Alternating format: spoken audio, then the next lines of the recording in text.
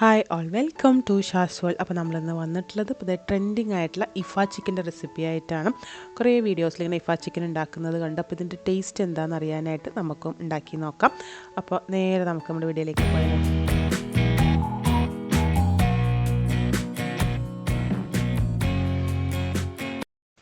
അപ്പോൾ ആദ്യം തന്നെ നമുക്ക് ചിക്കനിലേക്കുള്ളൊരു മാരിനേഷൻ റെഡിയാക്കി എടുക്കണം. അതിനായിട്ടൊരു പാത്രത്തിലേക്ക് 2 table spoon Kashmiri chilli powder ഞാൻ ഇപ്പോൾ ഇട്ട് കൊടുക്കുന്നത്.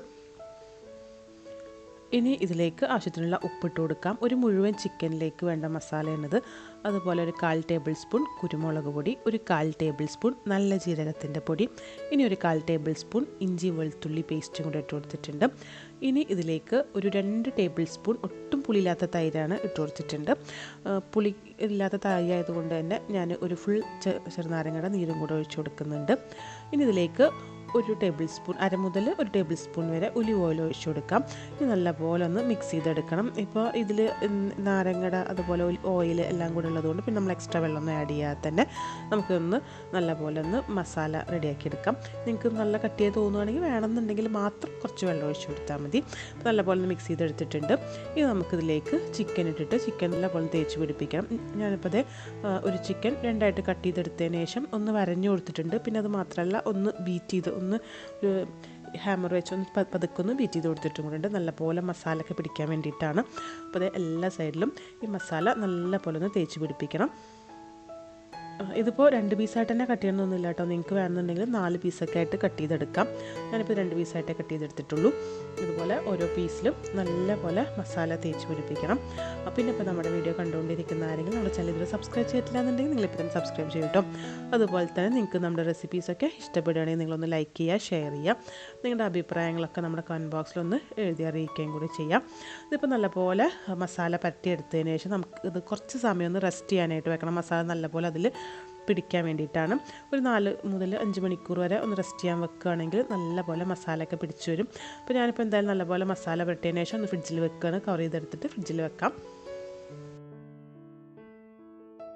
അപ്പോൾ ഒരു 3-4 മണിക്കൂറിന് ശേഷം ഞാനൊന്ന് ചിക്കൻ ഫ്രൈ വെക്കാനായിട്ട് ഒരു പാനിലേക്ക് കുറച്ച് ബട്ടർ ഇട്ട് കൊടുത്തിട്ടുണ്ട്. ഞാനിപ്പം ബട്ടറും അതുപോലെ തന്നെ കുറച്ച് ഒലിവ് ഓയിലും കൂടെ ഒഴിച്ചു കൊടുക്കുന്നുണ്ട്. ഈ ബട്ടർ ഒന്ന് കരിഞ്ഞു പോകാതിരിക്കാനായിട്ടാണ് ഒലിവ് ഓയിൽ ഒഴിച്ചു കൊടുത്തിട്ടുള്ളത്. നിങ്ങൾക്ക് വേണമെന്നുണ്ടെങ്കിൽ ഒലിവ് ഓയിലിൽ മാത്രമോ അല്ലെങ്കിൽ സൺഫ്ലവർ ഓയിലിൽ മാത്രമോ ഉണ്ടാക്കിയെടുക്കാം. ഇനി ഇതിലേക്ക് നമ്മൾ നേരത്തെ മാരിനേറ്റ് ചെയ്ത് വെച്ചിട്ടുള്ള ചിക്കൻ 2 പീസസും വെച്ച് കൊടുക്കാം. നിങ്ങൾക്കിപ്പോൾ ഇതുപോലെ ഫ്രൈ ചെയ്യാൻ ബുദ്ധിമുട്ടാണെങ്കിൽ 4 പീസായിട്ട് കട്ട് ചെയ്തെടുക്കുന്നതായിരിക്കും നല്ലത്. ഇനി ഇതൊരു മീഡിയം ഫ്ലെയിമിൽ വെച്ചിട്ട് അടച്ച് വെച്ചിട്ട് നമുക്കൊന്ന് കുക്ക് ചെയ്തെടുക്കാം. ഇനി ആ ചിക്കനിൽ നിന്ന് വെള്ളമൊക്കെ ഒന്ന് ഇറങ്ങി വരട്ടെ. ഒന്ന് അടച്ച് വെച്ച് ഇത് വെന്ത് വരുന്ന സമയം കൊണ്ട് നമുക്കിതിലേക്കുള്ള സോസ് ഒന്ന് റെഡിയാക്കി എടുക്കാം. ഇനിയിപ്പോൾ ഒരു ഗ്രൈൻഡറിലേക്ക് 2 കോഴിമുട്ടയുടെ വെള്ളം മാത്രം ഇട്ട് കൊടുക്കുകയാണ് ബോയിൽ ചെയ്തതിന് ശേഷം. ഇനി നമുക്ക് ഇതിലേക്ക് ആവശ്യമായിട്ടുള്ളത് ചീസാണ്. ഞാൻ 2 സ്ലൈസ് ചീസ് ഇട്ട് കൊടുത്തത് ചെഡാർ ചീസാണ് കേട്ടോ. അതാണ് ഈ കളറ്. ഇനി ഒരു വലിയൊരു വെളുത്തുള്ളി, ഇനി അതിലേക്ക് കുറച്ച് ക്രീം ഒഴിച്ചു കൊടുക്കുന്നുണ്ട്. അതുപോലെ തന്നെ കുറച്ച് പാലും കൂടെ ഒഴിച്ചു കൊടുക്കുകയാണ്.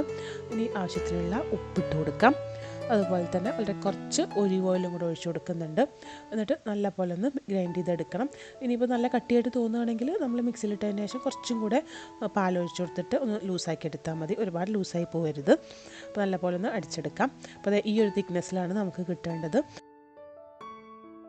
അപ്പോൾ ഒരു 5 മിനിറ്റ് ഒരു മീഡിയം ഫ്ലെയിമിൽ ചിക്കൻ ഒന്ന് കുക്ക് ചെയ്തെടുത്തിട്ടുണ്ട്. അപ്പോഴേക്കും അതിന് നല്ലപോലെ വെള്ളമൊക്കെ ഇറങ്ങി വന്നിട്ടുണ്ട്.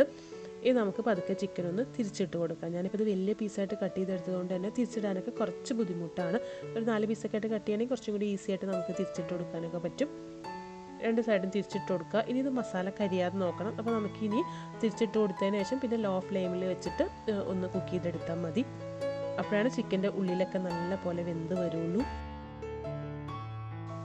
അപ്പോൾ ഒന്നും കൂടെ ഒന്ന് അടച്ച് വെച്ചിട്ട് ലോ ഫ്ലെയിമിൽ കുക്ക് ചെയ്തെടുക്കാം.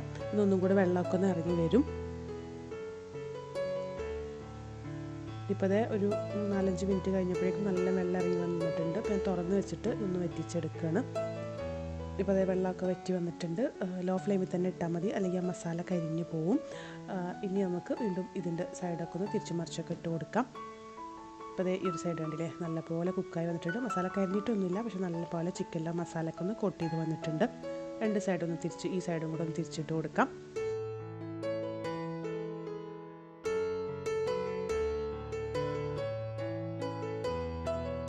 ഇപ്പോൾ ഇതേ ഉള്ളൊക്കെ നല്ല പോലെ വെന്ത് വന്നിട്ടുണ്ട്.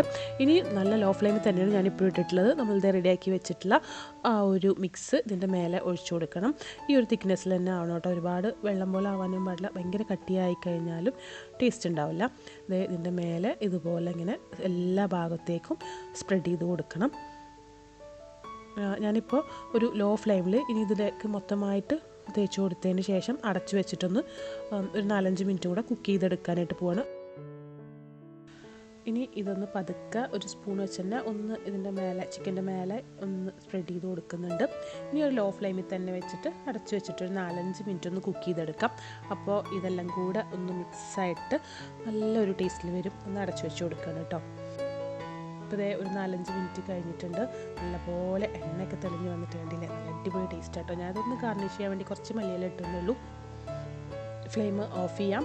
ഇത് ഒരുപാട് ചൂടാറിനേക്കാളും മുന്നേ കഴിക്കുന്നതാണ് നല്ലത്. അപ്പോൾ ഇഫ ചിക്കൻ ഇതുവരെ ട്രൈ ചെയ്യാത്തവരുണ്ടെങ്കിൽ ഒന്ന് ട്രൈ ചെയ്ത് നോക്കൂ. അപ്പോൾ നമുക്ക് അടുത്ത റെസിപ്പിയൊക്കെ ആയിട്ട് വീണ്ടും കാണാം. അതുവരേക്കും ബൈ.